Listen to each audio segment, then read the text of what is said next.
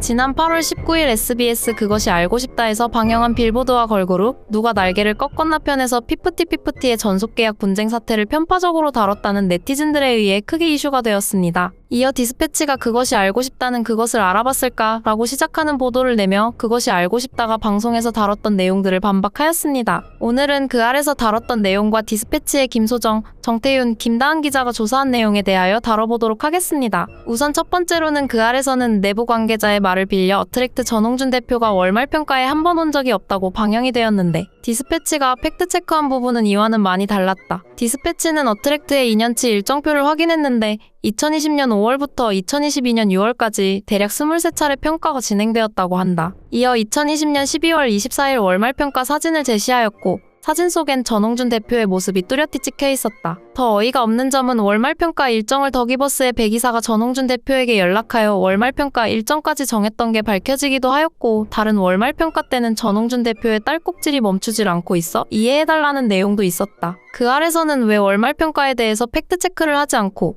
내부 관계자라는 사람의 말만 듣고 그걸 그대로 방영하였는지 의문이다. 그 아래서는 피프티 멤버들의 부모들이 보낸 반찬 등을 전부 거실에 던졌다고 방영하였는데 이에 대해 디스패치는 정확한 사건의 시간을 공개하며 해당 사건에 대하여 상세히 보도하였다. 7월 6일 멤버들의 연습일지 비고란에 반성문이라고 정확히 적혀 있었고 앞으로 실망스러운 모습을 보여주지 않겠습니다. 반성하는 시간을 갖자, 바보가 되지 말자라고 적혀 있었다. 이어 바로 잡아야 할 것은 반찬이 아니고 간식이라는 점이고 간식을 바닥에 내던진 건 더기버스 배기사라는 점이다. 멤버들에게 디톡스 다이어트 프로그램을 실시하였는데 멤버들의 체중의 변화가 없자 배기사는 숙소를 긴급 점검하였고 그 결과 75년 전통의 맛을 자랑하는 연양갱을 비롯한 다양한 간식들이 적발되었다. 배기사가 숙소에서 수거한 간식을 바닥에 패대기 쳤고 멤버들을 향해 고함을 질렀다고 당시 현장 목격자가 증언하였다. 참고로 패대기 친 간식은 50리터 쓰레기 봉투에 가득 담겼다고 하니 멤버들의 체중의 변화가 없었는지 쉽게 알 수 있다. 그나저나 연양갱은 못 참지. 그 아래서 방영된 내용에는 멤버의 부모가 제대로 식사를 제공받지 못했다고 했는데 디스패치에서 알아본 바로는 더기버스의 안성일이 전홍준 대표에게 디톡스 프로그램을 제안했고 어트랙트 신인개발팀은 멤버 및 연습생들에게 디톡스 다이어트 의향을 물었다고 한다. 피프티의 세나는 거절하였고 나머지 멤버들은 동의를 하여 그렇게 디톡스 다이어트를 시작하였다고 한다. 심지어 어트랙트 신인개발팀은 다이어트 식품을 섭취하고 부족한 영양분은 영양제로 챙겨주기까지 했다고 한다. 이어 간식 패대기와 다이어트 식단은 2021년 6월과 7월에 일어난 일이며 당시 멤버들은 연습생 신분이었다고 한다. 피프티 전속 계약을 맺은 건 2022년 3월 5일이기에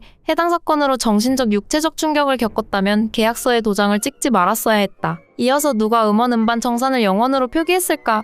에 대한 내용을 디스패치가 자세히 다뤘다. 그 아래서는 1분기 정산 금액을 25,000원을 강조하였고 이어 김상중이 3월까지 소속사가 지출한 비용은 수억 원인데 수입은 출연료 25,000원, 10만원, 음반과 음원 수익은 아예 적혀있지 않았다고 했다. 이어 디스패치도 해당 분기 정산서를 확인하였는데 음반과 음원 수익란이 공백이며 이는 더기버스의 잘못이라고 추측했다. 이어서 더기버스 안성일이 전홍준 대표에게 보낸 문자 메시지를 공개하였는데 대표님 죄송합니다. 확인해보니 시기에 맞지 않게 지연되어 전달된 것을 확인했습니다. 2022년 2분기 정산서부터 아티스트에게 공유가 지연되었고 아티스트 날인이 늦어지니 부모님들께 전달이 늦어진 듯합니다 등 더기버스의 잘못을 인정하는 내용들이다. 그리하여 어트랙트는 정산서를 수정했고 4월 정산서에 빠진 음원 및 음반 수익을 5월 정산서에 추가해 재발송했다. 여기서 주목해야 하는 점은 지출 항목 중에 가장 큰 5억 7,900만원 상당의 곡비는 안성일 등에게 지급됐다는 점이다. 이어 디스패치는 아이돌 제작 과정에서 꼭 알아야 할 선급금 구조에 대해서 설명하였다. 23년 5월 정산서 기준으로 멤버들 중 한 명의 누적 정산금은 마이너스 7억 원이고